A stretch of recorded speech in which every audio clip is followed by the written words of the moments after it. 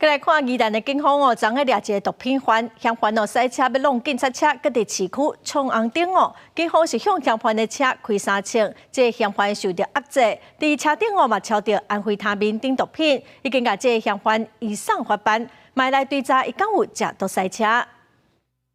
发现撞红灯开警示声要甲伊抓来，不过嫌犯未停车。 警方夜前对嫌犯的前脸开3枪，佮同步警望，伫宜兰市龙泉路将4个嫌犯的车挡来。无想到讲4个嫌犯佮开车弄警车，规台车拢停来了。警方将过程的嫌犯对车顶诱来，因为过程嫌犯撞红灯了，伫市区内面危险驾驶。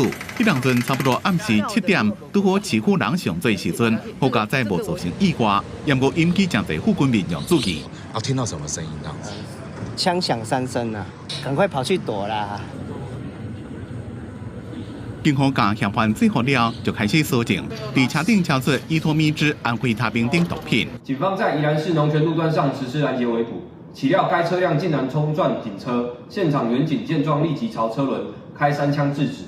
警方依照毒品妨碍公务等罪嫌，将过程嫌犯移送法办，也该验尿调查看伊是毋是有食毒开车。